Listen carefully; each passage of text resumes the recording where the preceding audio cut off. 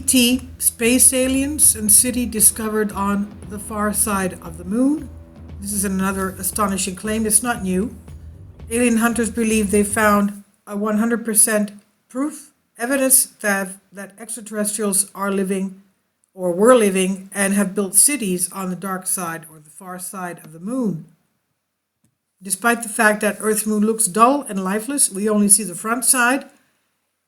And even to our naked eye, some conspiracy theorists remain adamant that aliens could be living on the far side of the moon. Despite there being no evidence, UFO hunters claimed that aliens could be hiding away from humanity's watchful eye, living on the far side of the moon. This is even one of the theories that Carl Sagan had.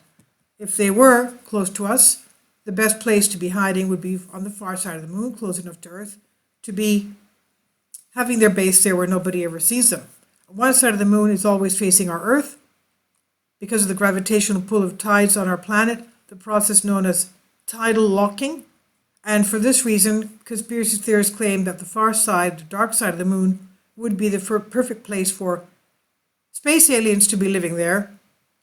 Now NASA satellite images have shone light on the dark side and appear to show what looks like structures casting shadows.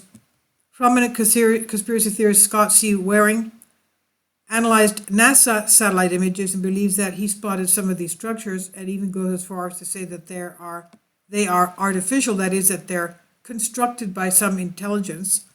On top of that, Warren believes that NASA has been trying to keep this evidence away from the examining eyes, and that they were trying to somehow tell the rest of the world that there was no such thing on the far side of the moon. So ET database, on there he says, you're looking at cities on the moon, and you see there are 3 types of buildings I have identified on the moon. First is the metallic buildings, which have angles like human buildings, but these are always smaller compared to the other 2. And second, there are white ceramic buildings. These will have black windows, yet the surface of the building is so shiny that it looks like light reflecting off the surface. And their shape is usually round or oval, never with sharp angles, always smooth edges, he says. He goes on to explain, third, there are dark buildings. These are the most unusual and seem biomechanics or living structures that were grown. These are flat black, meaning that they have no reflective surfaces.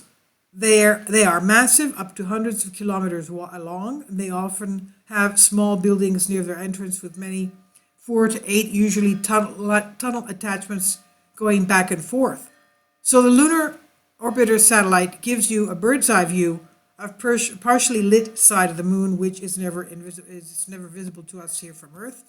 He says, I used to believe in NASA, held them up on a pedestal with the highest of admiration, but then I discovered that they lied to us, he says, in that they were not bringing this to light, what was on the far side of the moon. So this is not the first time that we find mysterious structures on the moon's surface. Some conspiracy theorists claim the moon could be occupied by aliens or were occupied by aliens, and or maybe still now, but this is the reason NASA has not returned since the Apollo missions ended in the 1970s. There are skeptics, though, and NASA says the structures and other similar findings are just effects of pareidolia. It's a psychological phenomenon when the brain tricks the eyes into seeing familiar objects or shapes and patterns or structures that, such as rock surfaces that look like something else. Anyway, what do you think? Please leave your comments. This is by Sean Martin on Express UK.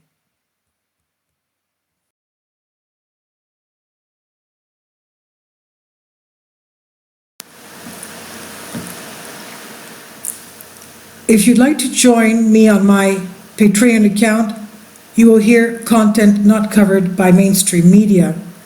These riveting stories will be based on my research, and I will state my opinions and give my personal insight on diverse and controversial subjects and world events not covered by mainstream media, and not supported by YouTube guidelines. So whatever I have on my Patreon, most of those will not be on my YouTube channel. Please consider becoming a member today.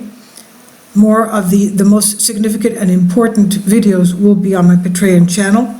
Your support helps me to continue my research and keeps this YouTube channel alive.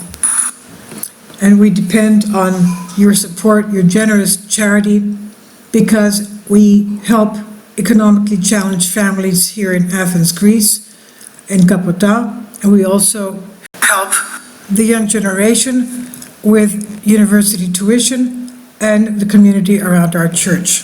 Thank you.